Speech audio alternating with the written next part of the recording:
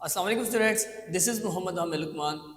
तो ये 9th chapter का हम लोगों ने स्किप करके 13 चैप्टर को स्टार्ट किया था। तो जहाँ से हम लोगों ने ये चैप्टर छोड़ा था, इस चैप्टर को हम लोग वहीं से स्टार्ट करते हैं। हम लोगों ने डेवियन ट्रैकियोफाइटा की बात की थी। डेवियन ट्रैकियोफाइटा के अंदर वो तमाम प्लांट्स आते हैं जिसके अंदर वेस्कुलर बंडल्स होते हैं।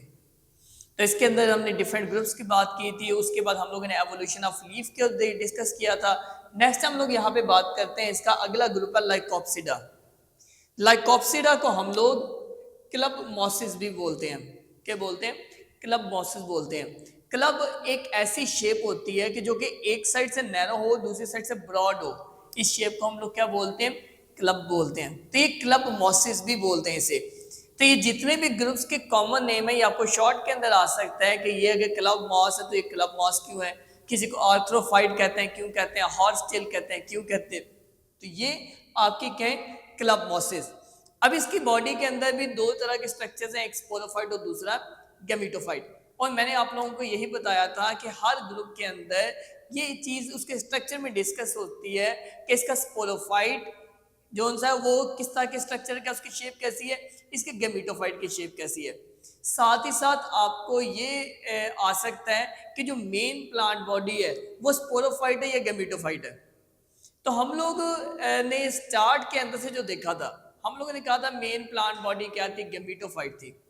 अब इसके बाद यहाँ पे आहिस्ता आहिस्ता स्पोरोफाइट क्या होता जा रहा है? कॉम्प्लेक्स होता जा रहा है। तो यहाँ पे डिटेल के अंदर स्पोरोफाइट के स्ट्रक्चर्स के बारे में ही इन्होंने बताया हुआ है। तो इसका स्पोरोफाइट कैसा है? इसका स्पोरोफाइट डिफ्रेंशिएट हो गया है रूट में, स्टेम में और ट्रू लीव्स के अंदर। रूट, स्टेम और ट्रू लीव्स। अब यहाँ पे इन्होंने ट्रू लीव्स की बात क्यों की है, कि यहाँ पे क्यों बताया है कि लीव्स ट्रू है? इससे पहले तक आपके जितने प्लांट्स हैं उनके अंदर लीव्स नहीं थे। इससे पहले आप लोगों ने यहाँ पे पढ़ा है कि एवोल्यूशन ऑफ लीफ हुई है। और एवोल्यूशन ऑफ लीफ के अंदर आप लोगों ने ये बात की थी कि जो सबसे पहले प्लांट्स जिसके अंदर लीव्स डेवलप हुए वो कौन से थे? लाइकोपोड्स थे। ठीक है, तो ये वो लाइकोपोड्स थे। ये आपका यहाँ पे क्या है कि इसके अंदर जो लीव्स हैं वो स्मॉल होते हैं, सिंगल वेन्ड होते हैं और माइक्रोफिल्स होते हैं। क्या क्या इसके लीव के कैरेक्टरिस्टिक है? आपको क्वेश्चन आ सकता है कि लाइकोप्सिड्स के या क्लब मॉसिस के जो लीव्स हैं उनकी शेप या उनका स्ट्रक्चर कैसा था? तो दीज लीव्स आर स्मॉल, ये स्मॉल है। ये लीव सिंगल वेन्ड है। सिंगल वेन का मतलब क्या होता है कि ये लीफ है, इस लीफ के अंदर ये एक ही वेन है, ब्रांचेस नहीं है, तो सिंगल वेन्ड है। माइक्रोफिल्स हैं। माइक्रोफिल्स के अंदर आप लोगों ने बात की थी कि नैरो लीव्स होते हैं, ब्रॉड नहीं होते। क्लियर? नेक्स्ट हम लोग आगे बात करते हैं इसकी लीव्स की अरेंजमेंट, के प्लांट के ऊपर अरेंज कैसे होती है। तो ये स्पाइरल हो सकते हैं या ऑपोजिट। अब ये दोनों हैं क्या? फॉर एग्जाम्पल हम लोग अगर बात करते हैं तो ये एक मेन स्टेम है। इस मेन स्टेम के अंदर एक लीफ यहां से आ रहा है, ये अगर इस तरह के लीव्स हैं इनको हम लोग बोलते हैं ये ऑपोजिट है। स्पाइरल क्या होते हैं? एक लीफ यहाँ पे है, दूसरा इधर है। इन लीव्स के अरेंजमेंट को क्या बोलते हैं? स्पाइरल। कि ये स्पाइरल की तरह की इसकी अरेंजमेंट है। क्लियर? तो इसके लीव्स के अंदर यहाँ पे कितनी अरेंजमेंट्स हो सकती है? स्पाइरल या ऑपोजिट। क्लियर? नेक्स्ट हम लोग आगे बात करते हैं इसके अंदर इसका स्पोरेंजियम।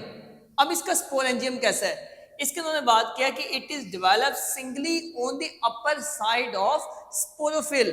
स्पोरोफिल्स के ऊपर, स्पोरोफिल्स क्या होते हैं कि इसके लीव्स की तरह के स्ट्रक्चर्स होते हैं। तो स्पोरोफिल्स के यहाँ पे कहाँ पे है? अपर साइड पे। हम लोग आगे जाके देखेंगे कि बाजू का ये स्पोरेंजियम नीचे भी होते हैं। तो ये आपका लाइकोप्सिड्स के अंदर ये जो स्पोरेंजियम है ये कहाँ पे है? On the upper side of sporophylls. ठीक है, अब ये आपके जो से सारा स्ट्रक्चर है ये मिलके स्ट्रोबिलाई बना भी सकता है, बाज़ औक़ात नहीं भी बनाता। स्ट्रोबिलाई हम किसे कहते हैं? इस तरह की शेप, क्लब की तरह की शेप जो सी, इसको क्या बोलते हैं? स्ट्रोबिलस बोलते हैं। क्लियर? तो ये सारे के सारे स्पोरेंजियम इस तरह स्पोरोफिल अरेंज होकर इन्होंने क्या किया? ये स्ट्रोबिलाई बना दी है। अब आपको ये डायग्राम के अंदर नजर आ रहा है कि ये स्ट्रोबिलाई इस तरह का है। अब अगर इसको थोड़ा सा हम एक्सपेंड करके देखते हैं तो इसके अंदर क्या है? ये जो से स्पोरोफिल्स थे, हमने बात की ना कि स्पोरोफिल्स के ऊपर होते हैं, तो ये नीचे वाले जो है ये आपको स्पोरोफिल्स लीव्स की तरह के स्ट्रक्चर है, ठीक है। उनके ऊपर अपर साइड पे ये स्पोरेंजियम लगा है जहां पे क्या बनते हैं, स्पोर्स बनते हैं। क्लियर। अब इसकी दो एग्जांपल्स हैं, एक को हम लोग बोलते हैं लाइकोपोडियम और दूसरी स्लेजिनेला। कौन सी दो एग्जांपल्स हैं, लाइकोपोडियम एंड स्लेजिनेला। कौन सी दो एग्जांपल्स हैं, लाइकोपोडियम एंड स्लेजिनेला। लाइकोपोडियम के अंदर एक ही तरह के स्पोरेंजियम होते हैं। लाइकोपोडियम में क्या होते हैं, सिर्फ वन टाइप ऑफ स्पोरेंजियम होते हैं, और अगर एक टाइप के स्पोरेंजियम है इसका मतलब क्या हुआ, इसमें स्पोर्स भी एक टाइप के बनेंगे, और इसलिए हम लोग इन्हें क्या बोलते हैं, हम लोग इन्हें कहते हैं कि दीज आर होमोस्पोरस। लाइकोपोडियम को क्या बोलेंगे, होमोस्पोरस बोलेंगे। इस टॉपिक के लास्ट के अंदर आपको उन्होंने ये चीज बताई है, होमोस्पोरस और हेट्रोस्पोरस, होमोस्पोरी एंड हेट्रोस्पोरी। तो एक टाइप का स्पोरेंजियम है, इसका मतलब है एक ही तरह के स्पोर्स बनेंगे। इसका मतलब क्या हुआ कि ये इनको क्या बोलेंगे, होमोस्पोरस बोलेंगे। दूसरी एग्जांपल है स्लेजिनेला। स्लेजिनेला के अंदर टू काइंड्स ऑफ स्पोरेंजियम होते हैं। कितनी तरह के, दो तरह के। आपको एमसीक्यूज आ सकता है कि कौन से लाइकोप्सिड्स हैं जिसके अंदर एक टाइप के स्पोरेंजियम बनते हैं, लाइकोपोडियम उसकी एग्जांपल है। किन के अंदर दो टाइप के बनते हैं, स्लेजिनेला उसकी एग्जांपल है। तो स्लेजिनेला में जो दो तरह के स्पोरेंजियम बन रहे हैं, अब वो स्पोरेंजियम कौन कौन से हैं, एक माइक्रोस्पोरेंजिया जिसके अंदर माइक्रोस्पोर बनते हैं, एक मेगास्पोरेंजिया जिसमें मेगास्पोर्स बनेंगे। तो आपके ये क्या है, इनको क्या बोलेंगे, स्लेजिनेला और लाइकोपोडियम। अब आपको क्वेश्चन आ सकता है, why lycopsids are called club mosses या स्पाइक मॉसेस। इसे हम लोग क्लब मॉसेस भी बोलते हैं, स्पाइक मॉसेस भी बोलते हैं। स्पाइक कहते हैं कांटे को, ठीक है। अब क्यों बोलते हैं, अब दो चीजें इसके अंदर, एक लफ्ज है इसके अंदर स्पाइक, इसे स्पाइक क्यों बोलेंगे, इसे मॉसिस क्यों बोलेंगे। मॉसिस तो हम लोगों ने ब्रायोफाइट के अंदर देखा था कि ब्रायोफाइट को मॉसिस बोलते हैं, ठीक है। तो ये तो आपका यहाँ पे क्या, ये तो ट्रैकियोफाइट्स हैं, तो इनको हम लोग स्पाइक मॉसिस या क्लब मॉसिस क्यों बोलते हैं। अब बिकॉज ऑफ देयर क्लब या स्पाइक शेप स्ट्रोबिलाई, कि ये जो स्ट्रोबिलस है ये इनका इस तरह का स्पाइक की तरह का, कांटों की तरह का होता है, या फिर क्लब की तरह का होता है, इस वजह से इसे क्लब या स्पाइक बोलते हैं। मॉसिस क्यों बोलते हैं, इसके जो लीव्स होते हैं वो छोटे छोटे लीव्स हैं, यानी कि नए नए बने हैं तो छोटे छोटे लीव्स हैं जो कि मॉसिस की तरह के लग रहे होते हैं। तो ये इस वजह से क्या बोलते हैं, क्लब या स्पाइक बोला उनके स्ट्रोबिलाई की वजह से, मॉसिस बोला उनके लीव्स की वजह से, तो हम लोग इनको क्या बोलते हैं, क्लब मॉसिस या स्पाइक मॉसिस। तो ये आपको क्वेश्चन आ सकता है, why lycopsids are called club mosses या स्पाइक मॉसिस। नेक्स्ट आपको यहाँ पे क्वेश्चन आ सकता है कि हाउ स्लेजिनेला रिजेंबल्स स्पर्मेटोफाइट।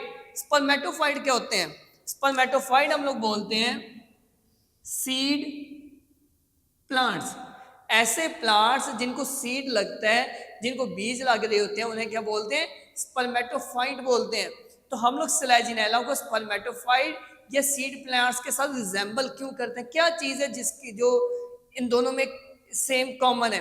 और उनके अंदर उन्होंने क्या बात किया कि इसके अंदर जो हेट्रोस्पोरिक कंडीशन है, दो तरह के स्पोर्स बनते हैं।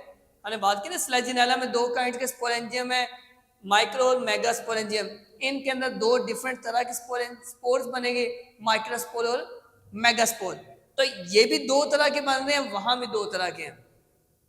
इसकी वजह से जैसे सीड प्लांट्स उसमें क्या होता है कि माइक्रोस्पोर मेल गैमीट्स बना देता है, मेगास्पोर फीमेल गैमीट बना देता है, दोनों में फ्यूजन होगी और दोनों फर्टिलाइजेशन करेंगे।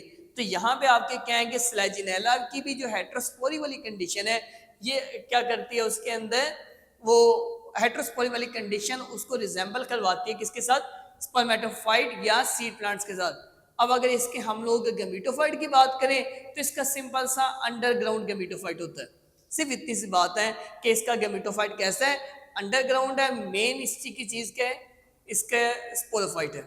अभी हम लोग बात करते हैं सफेनोप्सिडा। हम लोगों ने लाइकोप्सिडा की बात की। लाइकोप्सिडा को हम लोग क्या बोलते हैं, हम लोगों ने क्लब मॉसिस या स्पाइक मॉसिस बोलते हैं। क्यों बोलते थे, उनके क्लब या स्पाइक स्ट्रोबिलाई की वजह से। और मॉसिस क्यों बोलते थे, उनके लीव्स जो है मॉसिस की तरह के लगते थे।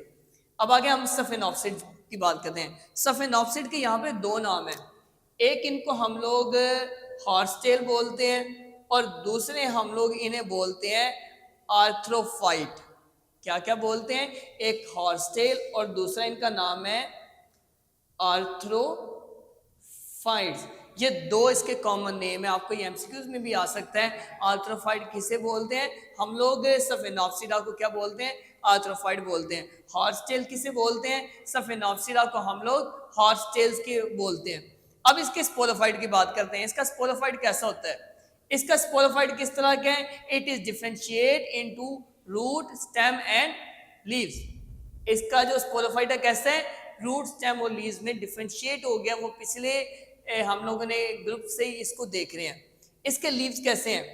दीज मे बी एक्सपेंडेड या स्केल लाइक। अब इनके लीव्स के अंदर थोड़ी सी चेंज आई है। ये एक्सपेंडेड आपके मेगाफिलस भी हो सकते हैं और ये स्केल लाइक भी हो सकते हैं, माइक्रोफिलस भी हो सकते हैं। ठीक है, तो इसके अंदर दो तरह के लीव्स हैं। कौन कौन से? एक एक्सपेंडेड है या स्केल लाइक है।